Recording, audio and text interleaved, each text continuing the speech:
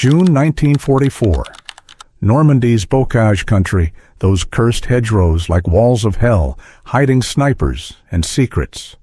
A German panzer grenadier from the 21st Panzer Division, fresh from the Eastern Front, crouches in a ditch near Caen.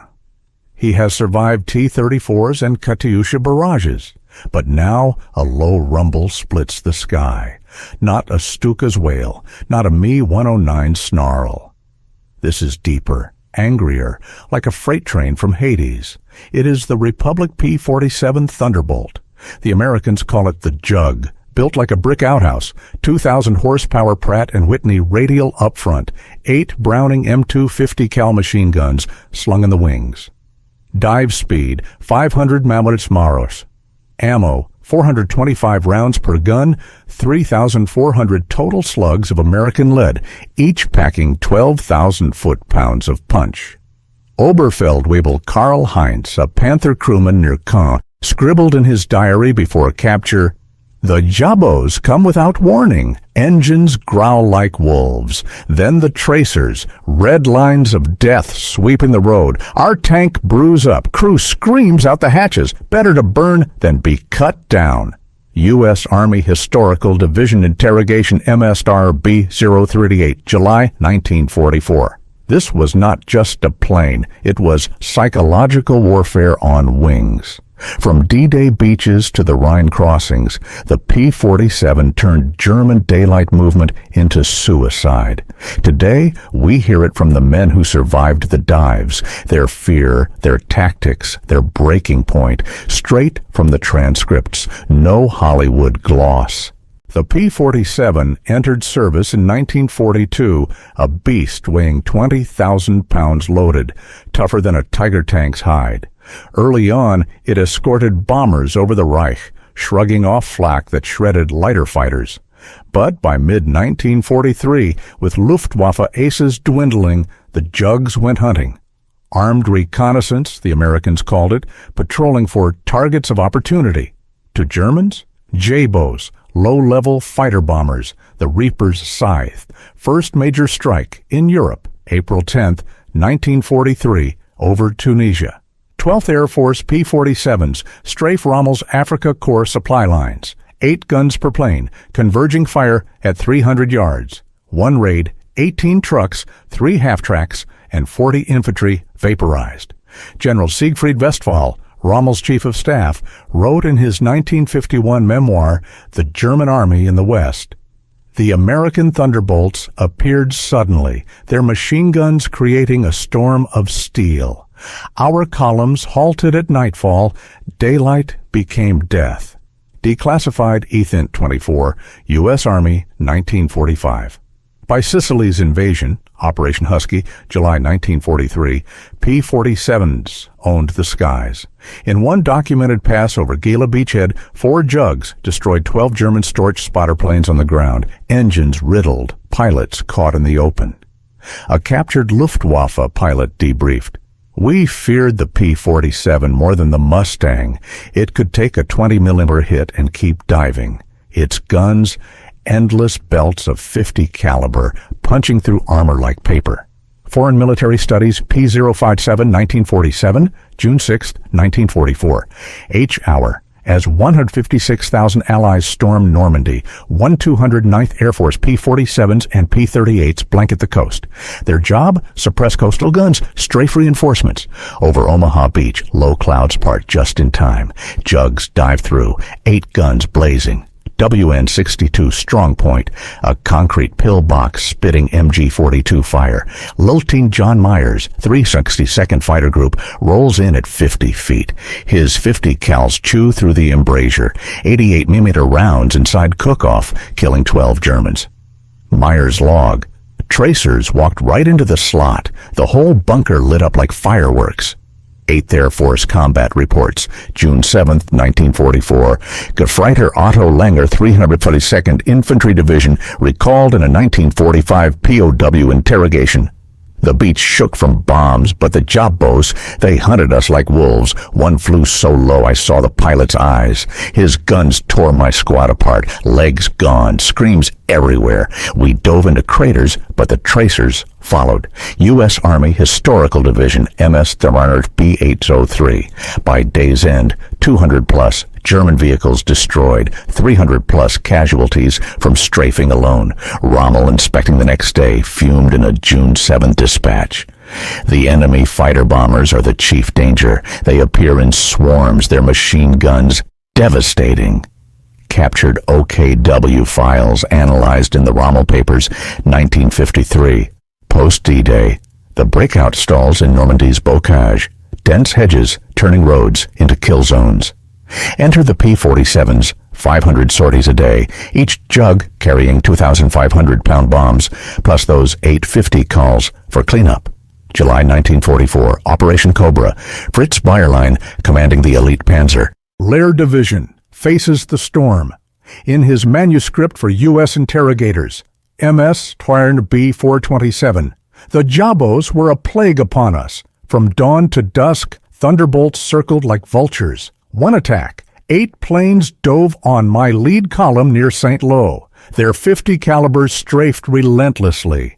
Tanks disabled, fuel tanks holed, crews pinned. We lost 50 vehicles in an hour, not to your Shermans, but to those flying guns.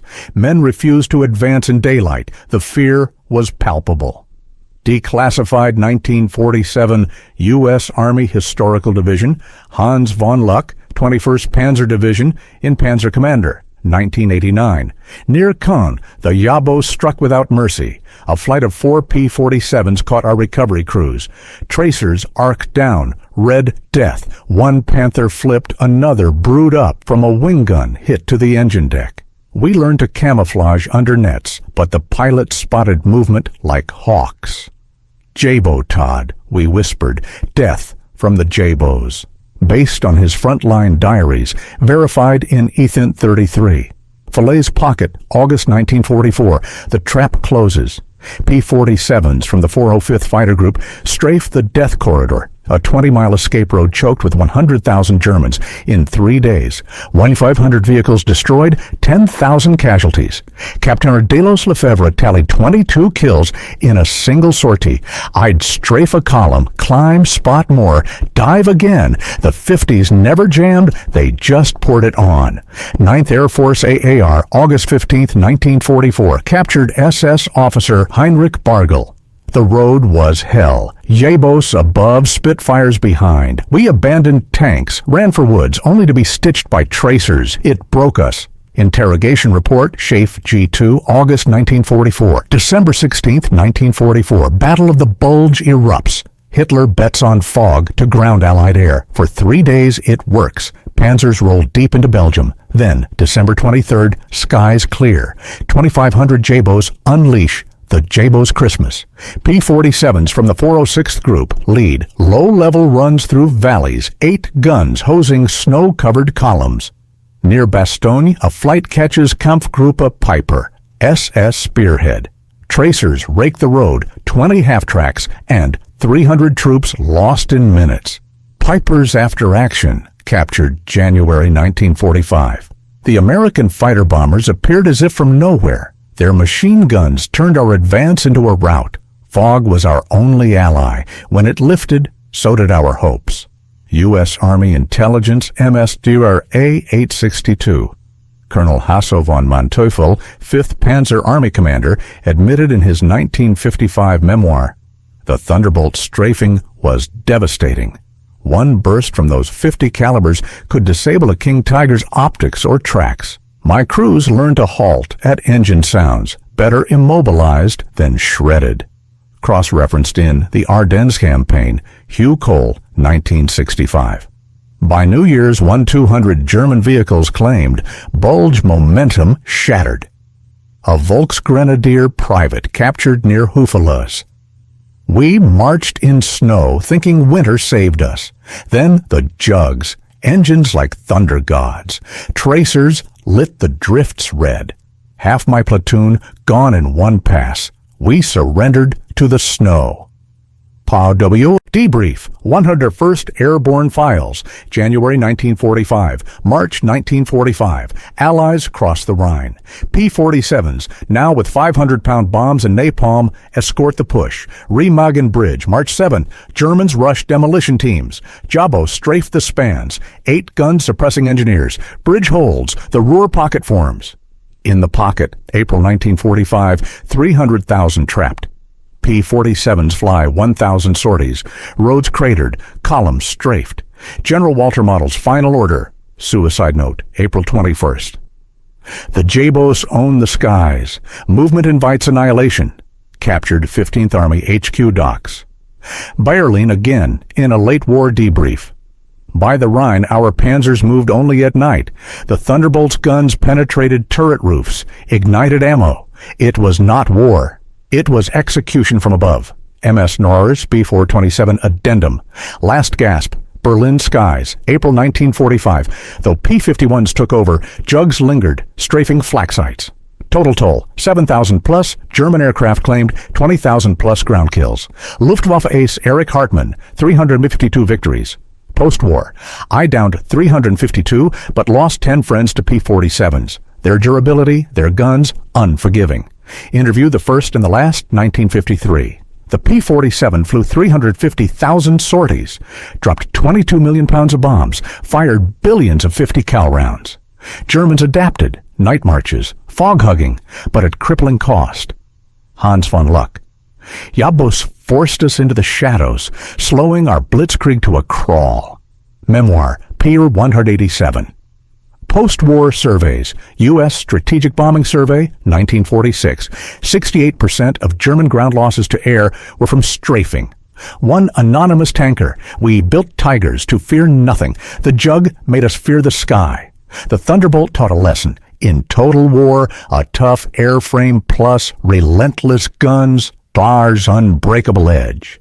15,083 built, many scrapped post-war, but its echo? In every low-level strafe since, the Jug didn't just win battles, it broke spirits, got mid-uns, not against 8.50 cals.